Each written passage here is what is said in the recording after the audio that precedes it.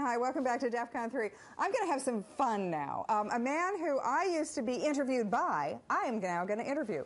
It's Fred Grandy, former congressman, former star of the Love Boat a million years ago for our aged viewers. But Fred Grandy is now the executive vice president for the Center for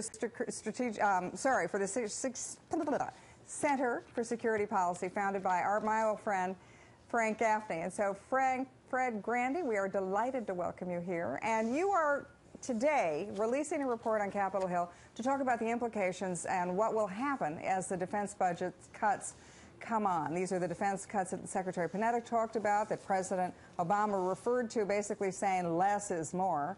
And what do you think? What do you make of it? Well, first of all, I'll try to get through the interview now that you said I'm a million years old, so I hope I live to the end of it. But I'm glad you brought this up, KT, because what we produced at the Center for Security Policy was a very detailed, and it's called the Defense Breakdown for the United States, because it breaks down the economic impact state by state, in some cases county by county, in some cases congressional district by congressional district, and in many cases the impact on small businesses that get a large portion of their business from defense contracts, minority businesses, women-owned businesses, businesses owned by veterans.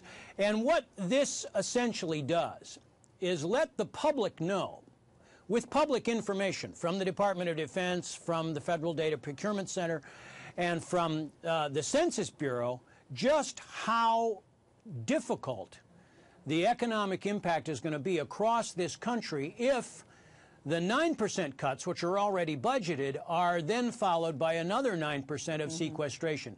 And this really, KT, it amounts to an anti-stimulus package in terms of the economic impact over the next 10 years. Did you have any aggregate numbers of how many jobs are going to be lost with these defense cuts?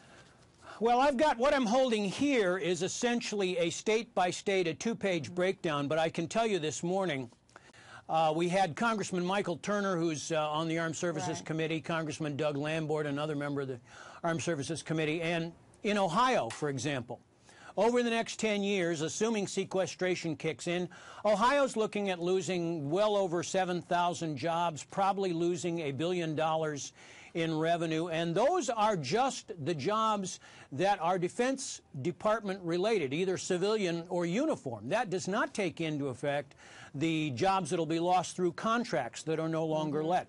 Colorado, Doug Lamborn represents the Colorado Springs area. Obviously, you got the Air Force Academy, you got Fort Carson, you've got NORAD. They may look at as much as $3 billion in lost revenue over the next 10 years. So this is going to have a devastating effect, even without sequestration. Right. But if the other 9% kicks in, it's going to be pretty unpleasant. And then there's also the cascade of unemployment effects as the military contracts are no longer let. Those people lose their jobs. Those people then can't buy a new house. You know, they can't buy a new car. They're not buying new refrigerators. And then it just sort of goes on from there.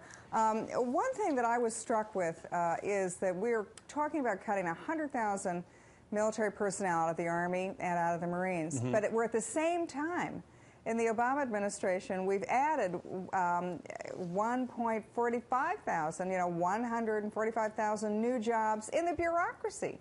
So we've been cutting military, hardened battlefield, professionals who really do have the kind of training that takes a decade to get, and we're replacing them with government bureaucrats who are making a lot more money and I'm not sure have as much firepower. So, well, yeah, go ahead. I think we're reading off the same playbook, because obviously what we're looking at right now is a defense budget which is currently about 20% of overall federal spending that is sustaining right now 50% of the cuts. Now, if you just take the 9% cut across the defense spectrum that's already budgeted, that members of Congress and members of the military have to deal with, you're not going to find a 9% cut across the Department of the Interior or the Department of Education. So it's already disproportional. We've got $487 billion of cuts already planned. The extra sequestration will take another $500 billion. So this is pretty much piling on the defense establishment, and it's going to be the Army, the Marines that lose personnel, it's going to be the Navy that loses ships, and it's going to be the Air Force that is never going to get the equipment that they lead. One of the guys on the Armed Services Committee said, my grandson is flying the same kind of planes that I flew. Right. We've got, one of the advantages of this technology is that we're getting comments in from our viewers now, and they want me to ask you a couple of questions. Original Merlin in Alaska says that in Alaska, a third of their population is military, and there's an Army base in Fairbanks and an Air Force base outside of Fairbanks.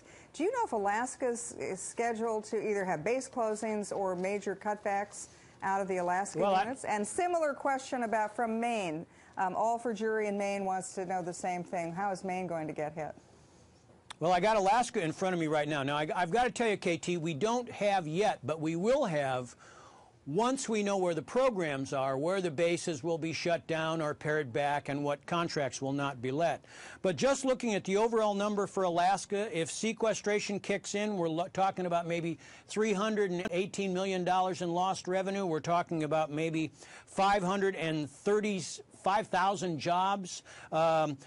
3,800 of those active military duty employees. So, I mean, that gives you an example.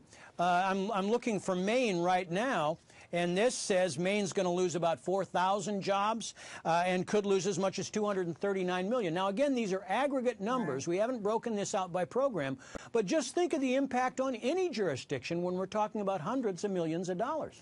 Let's switch for a minute. Instead of talking about the job and unemployment, employment implications of the defense cutbacks, what about the strategic implications? I mean, you know, the president, for example, in his State of the Union address, didn't talk much at all about al-Qaeda. And to the extent that he did, he said, well, you know, done deal, we're kind of finished, we're moving on with that. But what do you see as, are these threats going, are they so going away that we can cut back on defense, or are the threats that we face, in fact, growing? No, I mean, these are the kinds of questions I used to ask you. Yeah. And you would come back and say, no, look at Iran, look at Egypt. Look at the fact that the Muslim Brotherhood now controls 75% of an Islamist parliament, and the new speaker of that parliament has said Hamas is a pioneer. They are our leaders. So as far as I'm concerned, there couldn't be a worse time to be not just building down, but dumbing down our defense. And I say this as a former Iowa congressman who was usually fairly anti-defense because Iowa didn't have much of a dog in the fight. But as I look at the way the world is unfolding right now, with strategic threats growing symmetrically and asymmetrically, I don't know how we can possibly, from a national security standpoint, sustain these cuts, let alone through an economic standpoint. If I had to ask you area-specific of the cuts that the president's taking, where do you think, and we all know there are going to be some cuts. I mean, everything's getting cut back now.